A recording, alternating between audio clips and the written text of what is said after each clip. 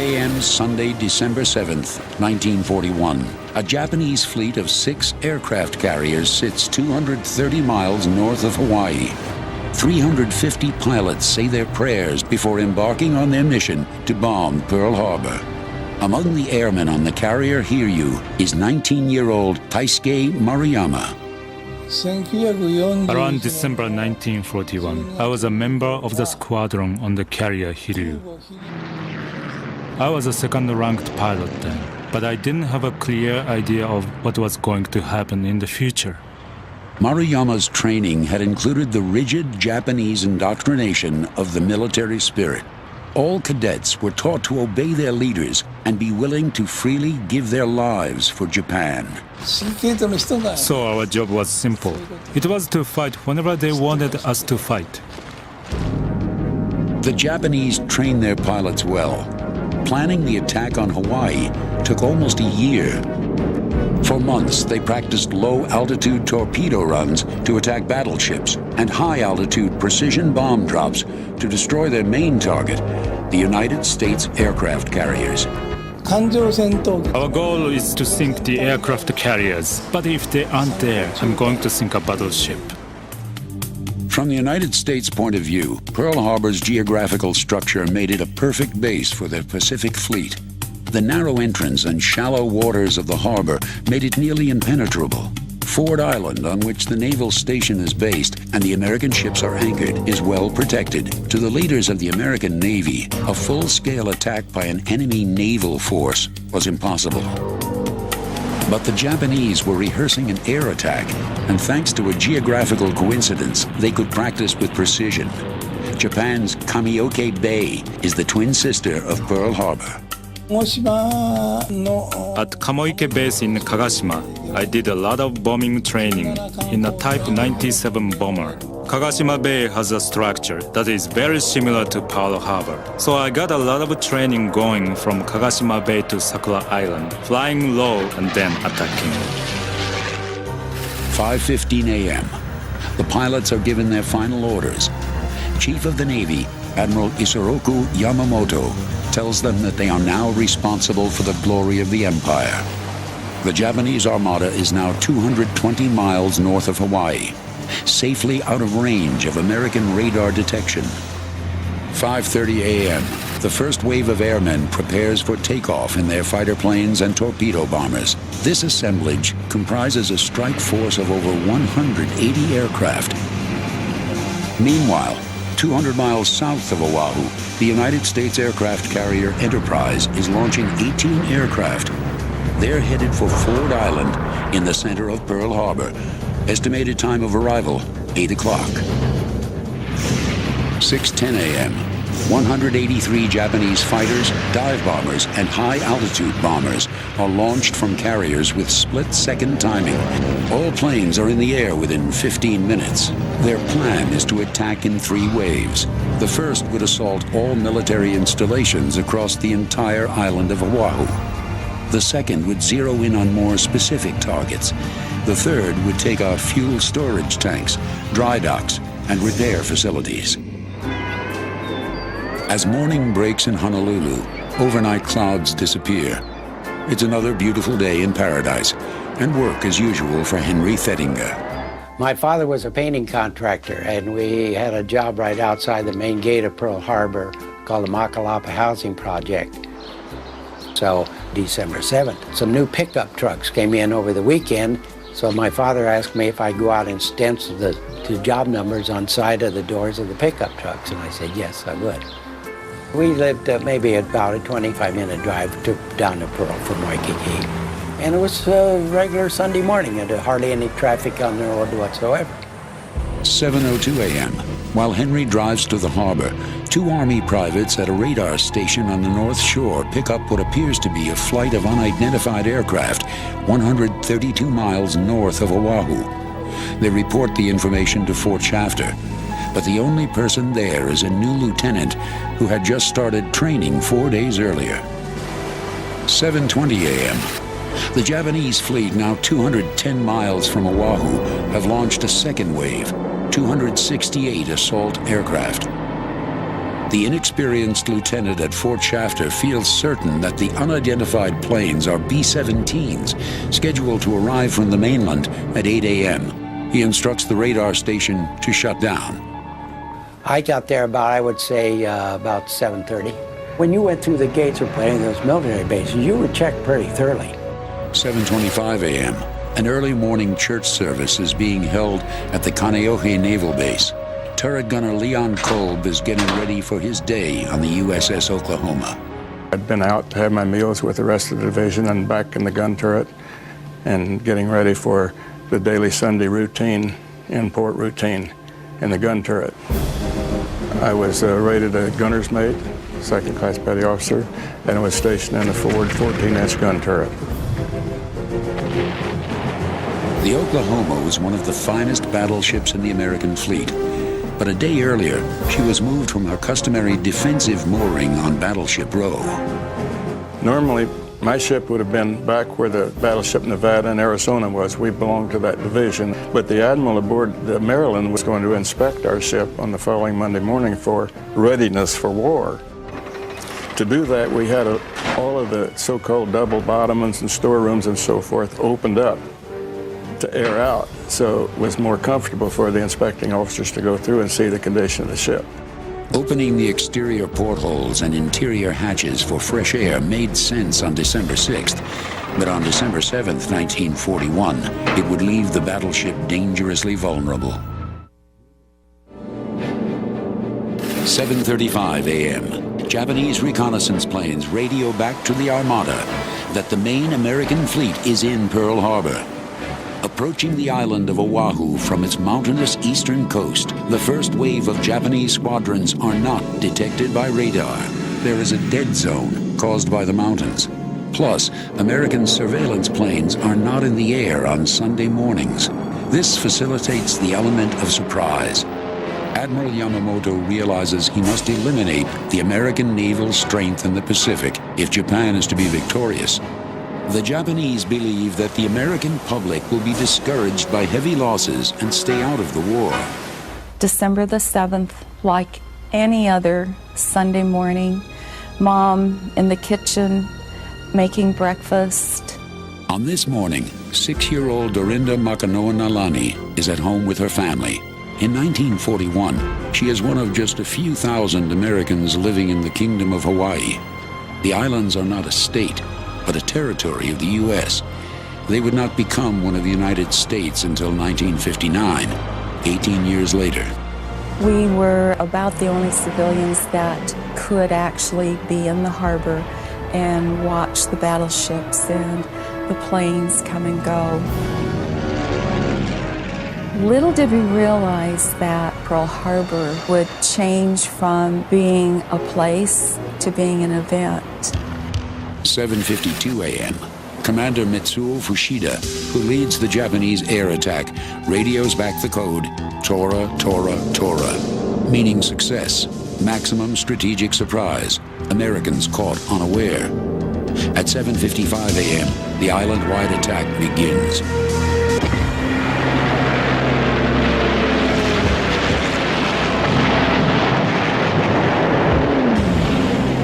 The first wave of Japanese forces attack at points all around the island of Oahu, not just Pearl Harbor. Dive bombers strike at Kaneohe Naval Air Station, while dive bombers and fighters attack Bellows Field. Being a squadron communications officer, I was assigned to the 86th Observation Squadron at Bellows Field on the windward side of the island. On December the 7th, in the morning about 7:30, those of us who were in the BOQ, Bachelor Officers' Quarters, up on the top of the hill above the airstrip, we were all awakened by a crash landing, the B-17, at the end of our runway. And the crew was semi-hysterical, saying that they were attacked. And while we were talking to the crew, a flight of Japanese planes came in and strafed.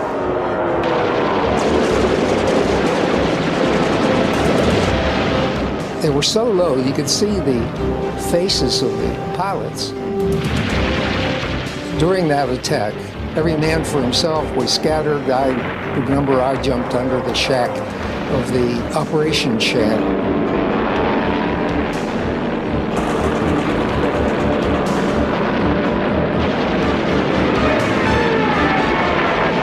7:58 a.m. Horizontal bombers arrive at Pearl Harbor. No one even suspects they're Japanese. Before the war started, our own aircraft used to make mock raids and their maneuvers on Pearl Harbor. They'd fly over and they'd start to dive down and they make their maneuvers, torpedo planes or dive bombers, whatever they were at that time. And so we kind of got used to that because the fact they were making probably the maneuvers maybe every 2 or 3 times a month. And I heard the airplanes and I saw them start to dive, so I went back to work, and then all of a sudden all hell broke loose.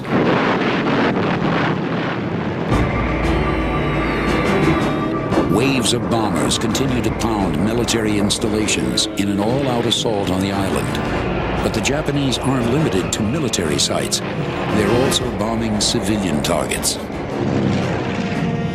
Hearing the roar of airplanes, airplane after airplane going over, didn't seem unusual. After all, we lived in a military installation. And yet there was something different because the explosions by this time were shaking our house.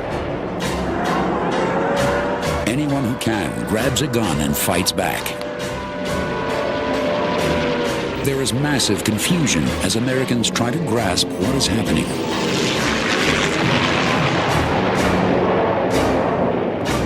In a tragic case of bad timing, the scheduled American B-17s and the U.S. aircraft from the Enterprise arrive Pearl Harbor at the same time and are caught between enemy and friendly fire. 8:05 a.m. Machine guns on battleship Nevada open fire on torpedo planes. Repair ship Vestal, moored next to Arizona, opens fire. Battleship California receives torpedo portside at frame 1110. High-level bombers begin the run on Battleship Row. One of the easiest targets is the defenseless Oklahoma. On board, the only thing Leon Kolb is expecting is sabotage. When the first torpedoes hit my ship on December the 7th, I thought, that's what's happened. After the second or third explosion, the officer of the deck came on our communication system and said, all hands man your battle stations. The enemy's attacking. And it went through my mind, who's the enemy? Amidst the frenzy, American soldiers are still unsure who exactly is attacking them. One of the fellows said, the whole enemy fleet's right off of Diamond Head. I had to go outside and look for myself because I counted 5 and 6 more explosions, and I thought, what's hitting us? We did not realize it was Japanese airplanes until I saw what they call the meatball, their insignia. So I stood out there for a while and watched the raid. Believe me, those boys could fly the planes. They'd come in on their torpedo run or their bombing run and turn those things up on its tail and come back to strafe. So they were darn good pilots. The first wave of the Japanese attack on the island of Oahu is a stunning victory for the enemy. America's Pacific Fleet feels the sting of newly perfected torpedoes designed specifically for the shallow waters of Pearl Harbor. Violent explosions rock light cruisers, mine layers, and battleships like the Oklahoma. But this is only the beginning. The second wave of the Japanese attack is about to begin. At 7:55 a.m. on Sunday, December 7th, 1941, the Japanese begin their strategic surprise attack on Pearl Harbor and the island of Oahu. Every military target is being hit.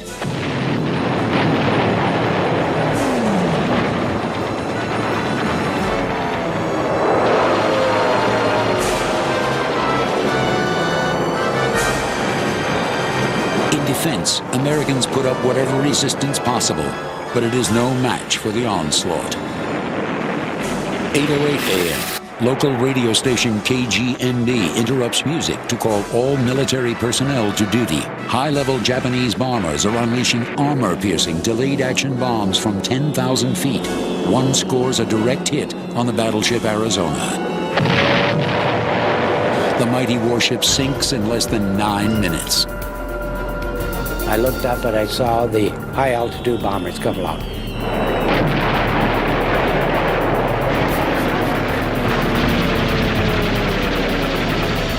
I did see the Arizona blow up, and the smoke and flames must have gone 500-600 feet in the air.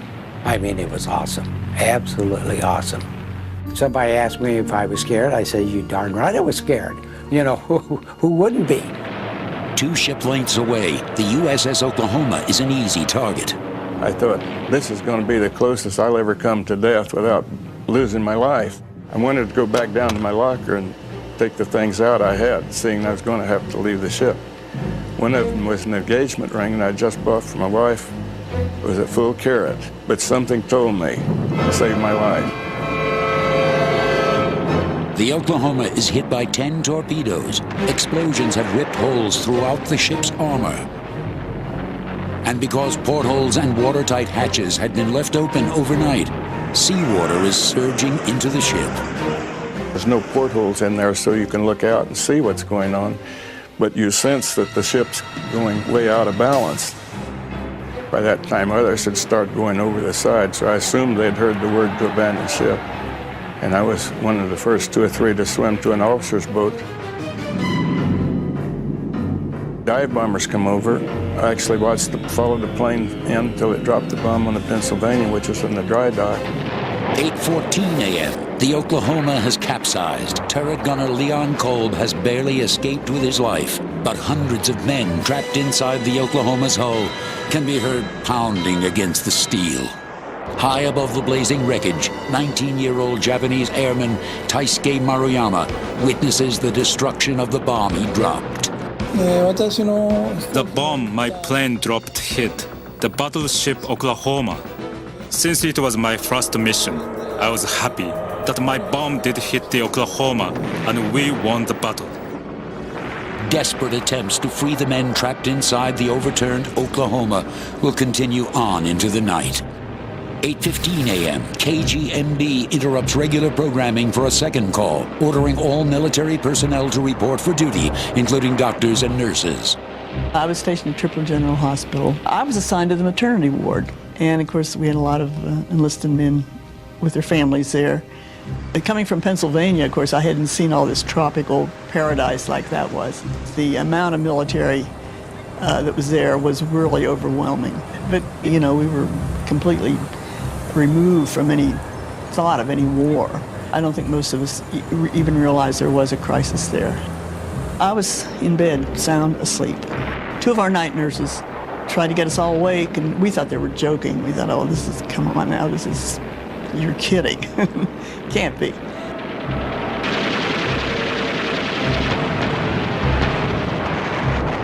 We had 3 casualties. 2 pilots, one attempted to take off in the bravest act I've ever seen, while under fire, stepping into his plane, was strafed and fell over like a movie scene.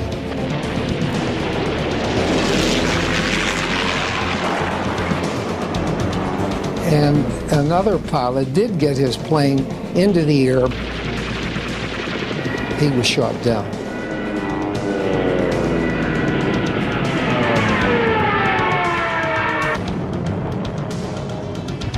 At 8:26 a.m., the Honolulu Fire Department responds to a call from Hickam Field.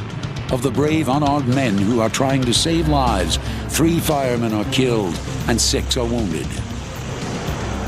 We didn't have guns up to that time. They opened the armament shack, and there was no loose ammunition for the rifles. So we took bandoliers of machine gun shells. We were laden down with arms. 8:50 a.m., the second wave of Japanese aircraft come in from the north. Their plan of attack is to once again strike military bases all across the island with fighters, horizontal bombers, and dive bombers. 3 of us were ascending the stairs from our barracks up to the hospital, which was up on a knoll. We could look over to the left and see Pearl Harbor and tremendous explosions, and a plane came flying very, very low over us. And it was a Japanese pilot, and he looked out and he smiled to us and he waved to us. And we all 3 waved back, stood there and waved back.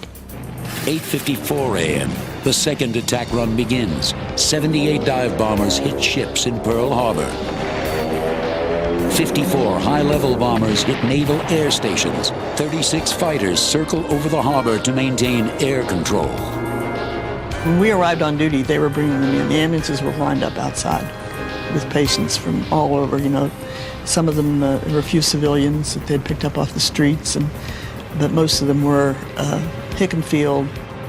I was assigned to 3 beds, and my first 3 patients that came in expired without being able to do anything for them. The first wave of the Japanese attack caused immediate confusion. But now, the second wave creates total chaos. Americans fire at anything in the sky. Tragically, some of the planes shot down were the unarmed United States B-17s from the mainland and the planes sent by the U.S. carriers. We had deaths, a lot of deaths. Went way beyond our normal capacity. Time the attack from 7:55, I probably stayed there maybe hour and 15 minutes. Then I got in the car and drove back to Waikiki Beach. And things was in such chaos that the sentries just stick a rifle in your window, you know, wondering where you're going. And it was such a chaos. 9:05 a.m. Radios around the island issue urgent warnings for citizens to get off the roads and stay at home. But not everyone hears the call. Dad ran out the front door, screen door slamming behind him, me down the steps, and we ran down to the front of the house, looked up, and plane after plane going over. There was strafing up and down the street, and the bullets that found our house were incendiary bullets. The Japanese attack ignites a fire that would destroy Dorinda's childhood home. My dad knew that we needed to get away, so we headed out away from the harbor. He drove along the edge of the harbor and along the side that would be where the Oklahoma had turned on its side, and could literally look right at Battleship Row. In the harbor, rescuers disregard the second wave of attack and start to work on the capsized Oklahoma. Their plan is to cut through the hull, which is solid steel and 2 feet thick. We had absolutely no information, and we didn't know what to do. The Japanese plan is working to perfection. Every attack not only meets but exceeds their expectations. Military installations across the entire island of Oahu are in flames. Civilians are running for their lives, and American military personnel can only react. There is no organized plan of action. There was a lot of confusion. The emergency rooms were filled to capacity. Everybody worked to their best ability, I'm sure. Lots of burns, severe burn cases. 10 a.m. The first wave of Japanese aircraft returned to their carriers, which are now just 190 miles off the coast of Oahu. Only 29 planes are lost. A stunning victory. Everyone felt that they definitely would be coming back because our defenses were so completely down. 11:46 a.m. Reports come in that Japanese troops are landing on the island of Oahu. We'd been speculating during the day, will they come in with parachute troops and take over? It looks like they very well could, because we had several fuel oil storage tanks for the ships. So that looked like they had intentions on coming back. We lived in fear of an invasion. We were told over and over and over that the Japanese were coming back. Hawaii's population is now living in fear of a Japanese invasion. The Japanese army is known for its ruthless cruelty in occupied nations. Now, just 4 hours into the attack, the island is on fire. The skies are filled with suffocating black smoke. Communication is cut off from the mainland with absolutely no hope of help. The people of Hawaii are certain that there will be a Japanese invasion. The only question is, when? On the morning of December 7th, 1941, Japanese forces launched a surprise attack on the island of Oahu. The attack struck every military installation on the island and the majority of the American Pacific Fleet in Pearl Harbor. A Japanese high-altitude bomber scored a direct hit on the Arizona, killing 1,177 men. Over 10 torpedoes struck the Oklahoma, capsizing her in the harbor, trapping over 400 men inside. Following orders on board the Oklahoma, gunners made Leon Kolb abandon ship, but he is driven to fight back.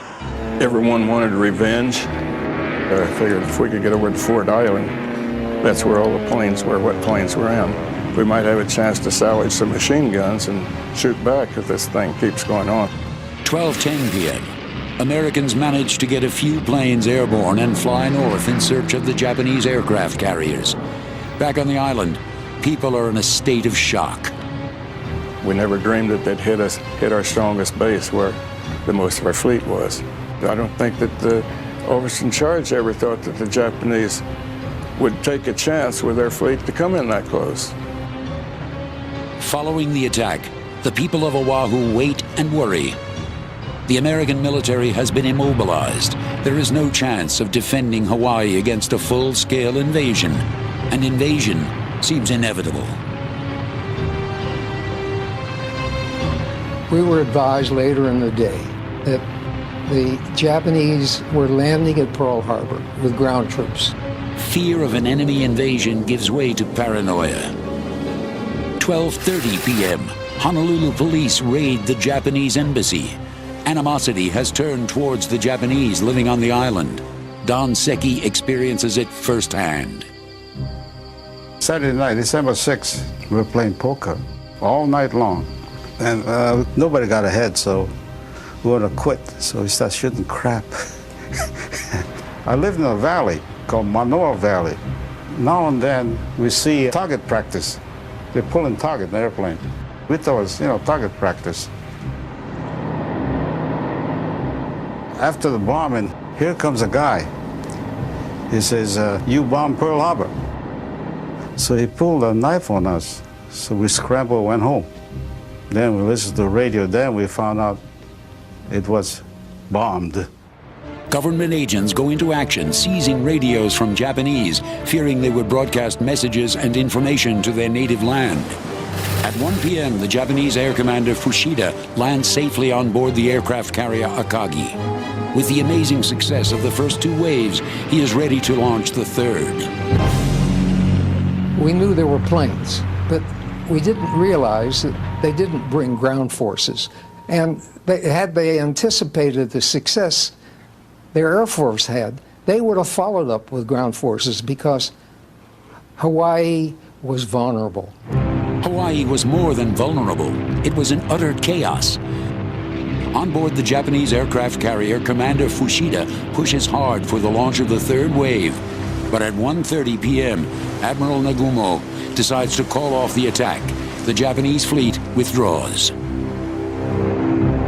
One torpedo could have knocked the dry dock out and withheld repairing a lot of the battleships that was damaged. If they had torpedoed the dry dock gate, that would have been more damage almost than what they did to the battleships. Reportedly, the Admiral called off the third wave because he was unsure of the location of the American aircraft carriers. The Japanese had scored a tremendous victory with the first two attacks. Now there was no need to risk defeat with a third. At 4:25 that afternoon, the Hawaiian governor proclaims martial law. The military now controls the island. For the Japanese Americans, it is suddenly dangerous to be identified with the country of their birth. We're very much under surveillance. And some people, they threw all their photographs and literature and stuff, and they burned it, and so because in case the FBI, Paranoia engulfs the island. No one knows that the enemy fleet is already heading back to Japan. Everyone is still poised for the invasion they're sure is coming. When I was sleeping on the floor of a barracks on Ford Island, all the guns that could still fire opened up in the harbor. So the most of us thought, like me, I guess, well, here they come. It turned out that was a couple of the airplanes from the carrier that was supposed to be in that they'd sent in to see what's going on. The poor guys got shot down. They made me feel pretty bad. A total of 7 American planes would be shot down by friendly fire. Homes and private property are destroyed by U.S. anti-aircraft shells. America is now at war, a war she is not prepared to fight. And for Stephen Weiner, it would mean coming face to face with the enemy. At about 10 o'clock at night, we're sitting talking and we see 2 figures approaching us from the shoreline. One was a National Guard corporal, and he was leading an Oriental. And the Oriental was nude with the exception of a loincloth. And so he turned him over to us. So we took him to the operation shack. He had been in the water for many hours. His skin was all wrinkled. And we put a blanket around him. And we gave him a hard-boiled egg and a shot of booze. And then we started to interrogate him, holding the .45 at his temple. Through the night, Second Lieutenant Steve Weiner will interrogate the first Japanese prisoner of war. If Hawaii is to prepare for the onslaught to come, information will have to be forced out of the prisoner by any means necessary. The night following the Japanese attack, Hawaii is on edge. U.S. bombers from the mainland are mistakenly shot down, and Oahu has erupted in chaos. Meanwhile, Steve Weiner continues interrogating the first Japanese prisoner of war, with little luck. He was a defiant little guy. We didn't seem to have him buffaloed at all. I would say after maybe 2 hours, he said, paper, pencil. So we gave him a manila envelope that was on the desk and a pencil. And he wrote, "I am Japanese naval officer." He wrote this in English. "My ship catch in coral. I jump into water, swim to this airplane land. Kill me in honorable way. No tell about ships." And he signed his name, Sakamaki. We kept him, I think, until about 5 or 6 in the morning, where G2 from Fort Shafter sent over for him. We gave him the document that he had signed and turned the supposed prisoner over to them.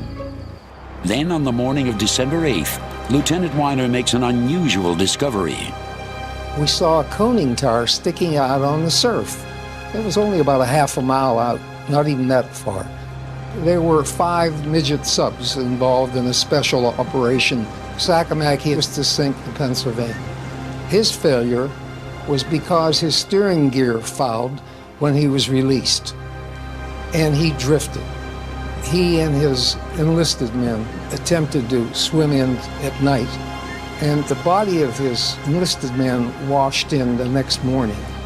11 a.m., Monday, December 8th. Wreckage litters runways on airstrips around the island. Pearl Harbor is smoldering. While casualties mount from the attack, rescue workers continue fighting to save the 461 men still trapped inside the overturned hull of the Oklahoma. I could still see the bottom of my ship that was left up out of the water, and wondering how many was still down in there. I heard that they cut holes in and brought some of them out. I didn't know who or how many. Following several different rescue attempts, only 32 of the trapped sailors were saved. 429 men lost their lives. From the wreckage of the island, the overnight distrust of the local Japanese descended into outright racism. In Hawaii, 50% Japanese were the majority. My folks came in 1906 as an immigrant, and we were laborers in a sugar plantation. Almost immediately, Japanese Americans were rounded up by U.S. military and placed in internment camps. You know, we're angry because broke up our lifestyle, you know. Everybody's friendly, no racial problem there. Filipinos, Chinese, Koreans, so forth. There were about 800 person went to the camp, internment camp from Hawaii. There were like ministers and school teachers and group organizers, so forth. Everything gone to hell, you know. They lost everything, big money. As the Japanese on the island were sent to internment camps, new hardships for the rest of the islanders were just beginning. Almost immediately was Hawaii went under martial law. There's such huge changes.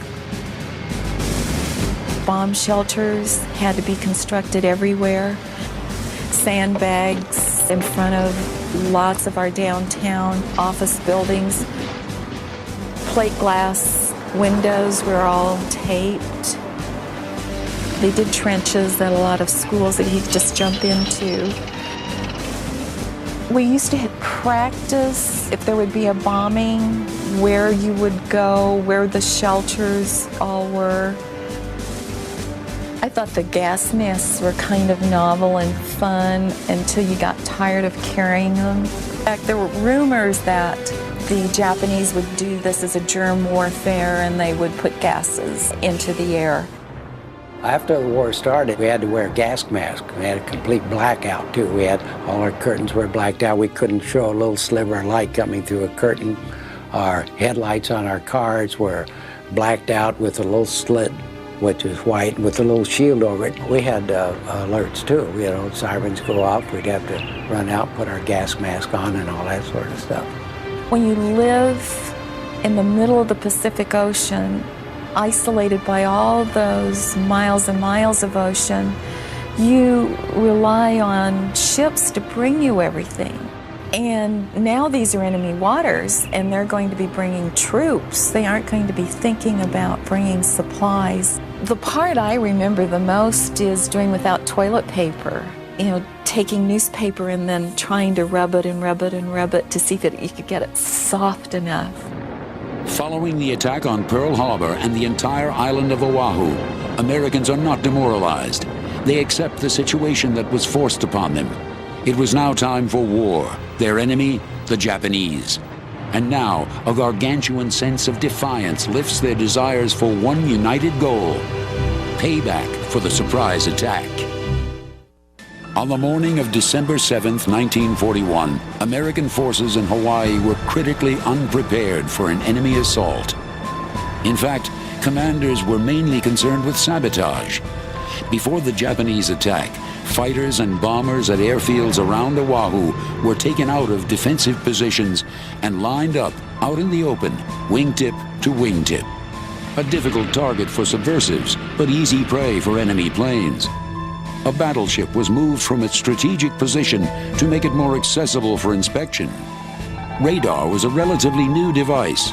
Many of the young officers were still training on the equipment.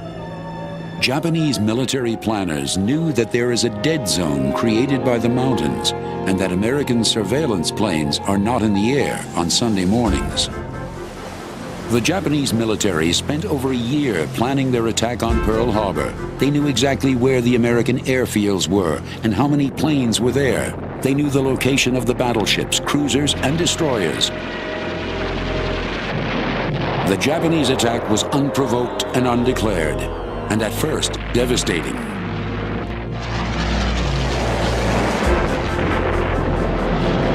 The enemy had all the advantages, including the element of surprise. The toll on American forces was just short of catastrophic. 2,388 were killed, 1,178 wounded. A direct hit on the Arizona claimed the lives of over 1,100 men.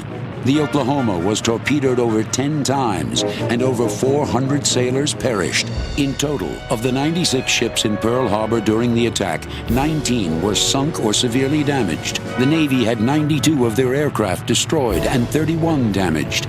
The Army had 96 aircraft destroyed and 128 damaged. The Japanese lost only 29 planes. But that's where the Japanese victories end. Following their first two attack waves, the Japanese command decides not to launch its third, an attack that was designed to destroy fuel storage, repair fields, and dry docks. The Japanese admiral called off the second attack, not knowing where the carriers were.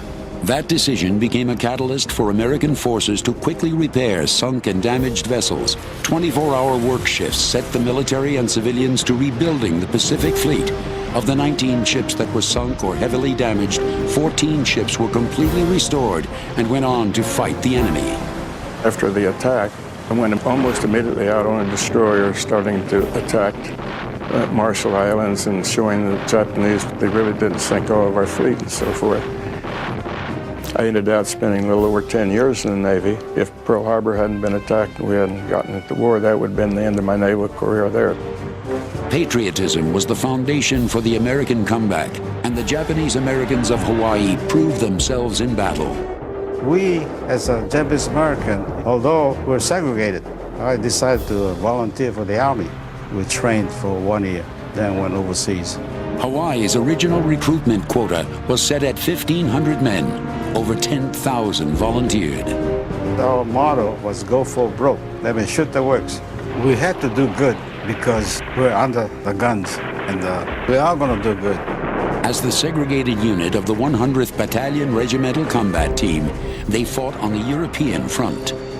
In 8 campaigns, we had 8 unit citations and about 21 Medal of Honor. We fought really hard. For their size and length of service, they became the most decorated soldiers in the U.S. Army, with 18,413 individual awards and 9,000 Purple Hearts. Don Secchi received a Purple Heart for the loss of his arm during battle in Italy. He returned home a hero. For the Japanese, the definition of hero is rigid.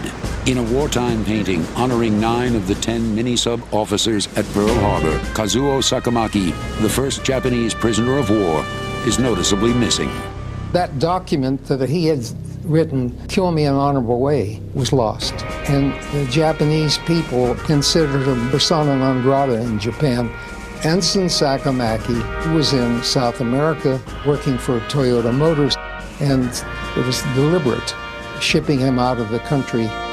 Lieutenant Stephen Weiner met his prisoner once more at the 50th anniversary of Pearl Harbor. After 50 years, they had the chance to relive their encounter. In fact, I told him that I admired his tenacity, the fact that he was able to cope with us as well as he did. Japanese airman Taisuke Maruyama, on the other hand, was heralded a hero. Following his successful bombing of the Oklahoma, he went on to fight at Midway and Okinawa. Through her love of Pearl Harbor, Dorinda Nicholson wrote a book about her childhood recollections so that future generations of children will understand what it's like to live through war. The harbor is very special to me. And I approached the Arizona Memorial and mentioned to them that I wanted to tell American children this story. Hawaii has not forgotten Pearl Harbor. A memorial now stands over the site of the sunken USS Arizona. Every year, 1.5 million visitors come from around the world to pay tribute. Not far from the memorial is the USS Missouri, where the Japanese signed their surrender. It stands as a monument to the bravery and selflessness of those who were there that day in Pearl Harbor.